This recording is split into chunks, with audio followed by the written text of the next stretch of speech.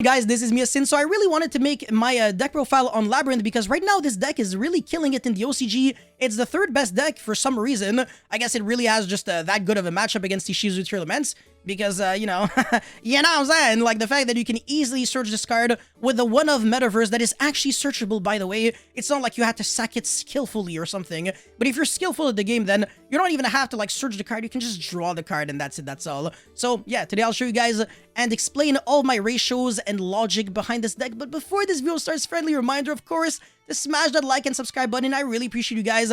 Let's try to get this video to 1,000 likes. I will be making a live stream on this deck as soon as we hit that. And now let's jump right into it. Alright, so first things first, I'm actually playing 3 copies of Lady of the Labyrinth and 3 copies of Ariana. Now, Ariana is very self-explanatory. It's a Strato, so upon normal or special summon, you can add any Labyrinth card from your deck to your hand.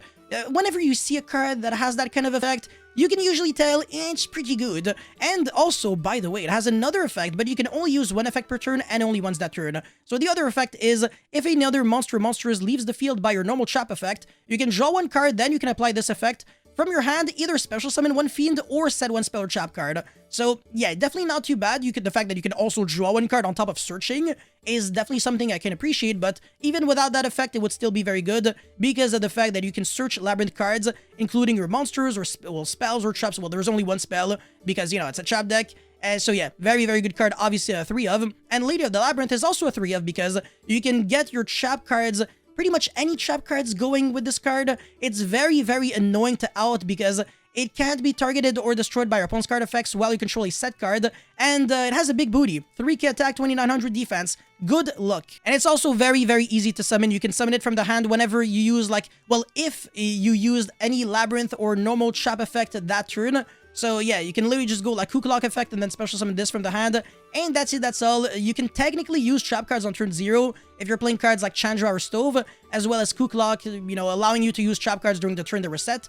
And this card allows you to, you know, right away, set a trap card on your opponent's turn as like a quick effect, or on your own turn, whatever, the world is your oyster. So yeah, 3 copies of this, 3 copies of this, and finally 1 Hook Lock. I already kind of explained this card. You can activate trap cards during the turn they were set. Well, 1 normal trap card, rather, and only if you control a Labyrinth monster. And the only activation requirement for this is like discard it as a cost from the hand. And you can also recur this back if like you're discarding cards to use the effect of your Labyrinth monsters, or rather Labyrinth card effect or normal traps or something. But that's not really gonna come up because we don't play Chandra and Stovey, at least not in this build. And finally, the last one of is Labyrinth of the Silver Castle, which I want to say some builds are not playing, but I really like this card, especially with the field spell. So you can destroy cards in your opponent's hand. Obviously, I would side it out going second because it's kind of a brick to draw, but you can summon it from the hand with the effect of Ariana. So it's still not like a big brick, and you can also foolish it with Archfiend Glitch, and then revive back with a field spell once you use any non-Labyrinth normal trap card.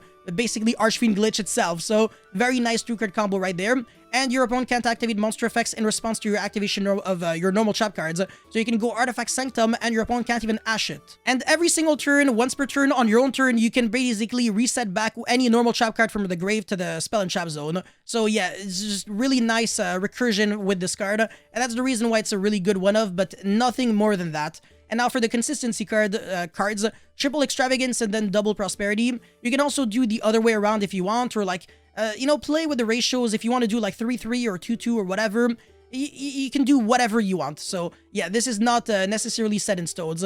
And I play 3 different field spells because they're very easy to access with Metaverse. And Metaverse, again, being a card that you can always fetch with the Lady of the Labyrinth. You can also play Terraforming and Demise of the Land. It definitely works in that version. And if Metaverse gets back to 2 or 3, then Trap Trick becomes better, even if Mystic Mind gets banned, because activating Necro Valley on your opponent's turn is still something that would destroy Tearlaments. And even if you're going second, you can activate Necro Valley and kind of navigate through boards if it resolves. So yeah, 3 field spells there. And finally, for the trap cards, double Archfiend Glitch. I don't really want to draw too many because even though it's not once per turn, I can only use it if I control a fiend monster. So it can become bricky at times. And then 3 Welcome Labyrinth. Obviously, it's a starter. Same thing with Big Welcome Labyrinth. Although it's a little worse sometimes because, yeah, you special summon the Labyrinth monster from your hand, deck, or grave, but then you're forced to return back any monster you control to the hand. Not necessarily the one that you summoned, obviously, but sometimes you kind of have to because you don't have anything else on the field. But the graveyard effect is very nice, just like the graveyard effect of Welcome Labyrinth, but this is actually an interruption if you control a level 8 or higher fiend monster. And what is level 8 or higher? Lady of the Labyrinth and Lovely Labyrinth, so not too bad, not too bad. You can bounce back any card. So you can bounce back like field spells or something so the Primeval Planet Pearl Arena doesn't trigger and they don't start destroying cards and stuff like that. So you can protect your CL Drain, and that way Tearlaments really have basically no way of breaking your board. And the other trap cards are not really set in stone. You can kind of play with the ratios or whatever, but I like 2 copies of Surrendered, or rather Terrors of the Overroot. So you can target 1 card your opponent controls and 1 card in their grave, send that card on the field to the grave, and if you do, set the other from the grave to your opponent's field, and it's a hard once per turn. But you always have to play the normal trap cards as 2 ofs at least, because otherwise you can't really fetch them with Trap Trick. So that's the reason why playing them at 1 doesn't really make too much sense. Metaverse being the only exception because it is limited. I can't play more than 1 even if I wanted to. Now, Dogmatic Head Punishment is great in this deck because your extra deck is kind of a joke. The majority of the cards you're pretty much never summoning, so I'm not even going to be covering that super in detail. But yeah, I mean, this card is pretty much free real estate. But again, once per turn, so you don't really want to draw too many. D-Bear is a silver bullet, so it's either very, very unfair or pretty bad, or kind of like it might be too late to draw into it, but if you can draw it or access it on turn 1, you're pretty much in you're in business, my man. And yeah, Double Compose, which again can be anything else. But the fact that these cards make your opponent's monsters like leave the field will trigger your lovely Labrynth as well as your Ariana, so that you can start getting advantage. And again, there are non-Labrynth cards, so that you can revive back your Fiend monsters from the grave with the effect of Labrynth, and that is relevant if your opponent mills a bunch of them with these Shizu monsters. So indirect synergy in a way.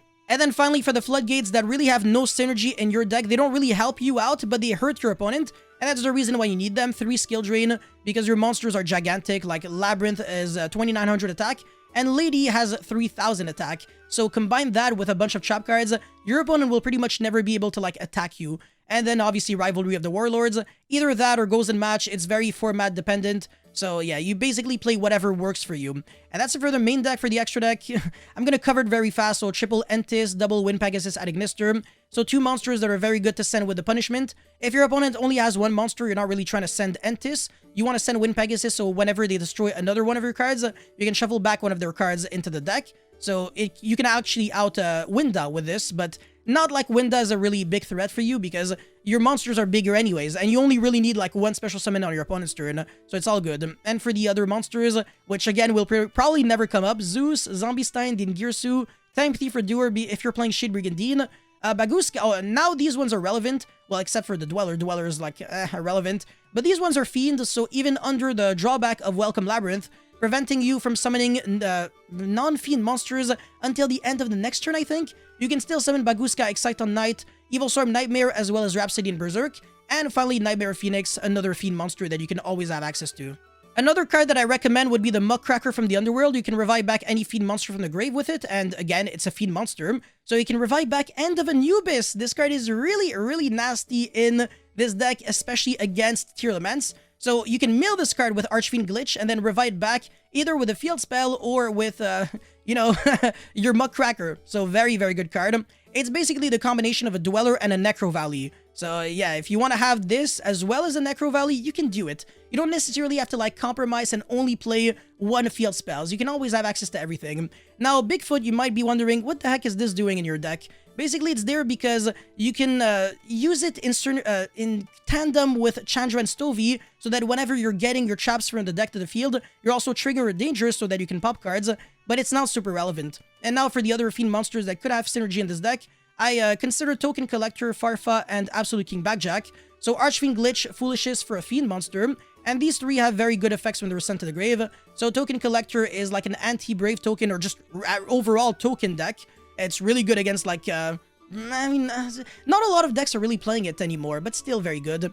And then Farfa for obvious reasons, and Absolute King Backjack is always good when you're playing a bunch of normal trap cards, so that you can stack your deck, make you unbrick. You can pretty much put like a normal trap card on top and then a pod card on the second one, so that you're drawing like a really good card for turn. So I really like this card. And then finally, the DDD package, if you have the extra deck space, but it's not really good with Extravagance because you banish cards at random, so if you banish like the wrong one, then you can't really access it. But there is a generic rank 4 DDD monster that just requires 2 level 4 Fiend monsters, so you can easily make it in this deck. And then have like a 10 billion material Machina, because you then summon the rank 5 on top and then the Machina, and then you start with Machine X. No, they changed the name. Oh my, dude, I'll never get used to it. Okay, it's not my fault. But yeah, it's not too bad. And then Mystic Mine, Imperm, Artifact Sanctum, Ice Dragon's Prison, a very good card that can also clear your opponent's card so that you can start triggering your effects.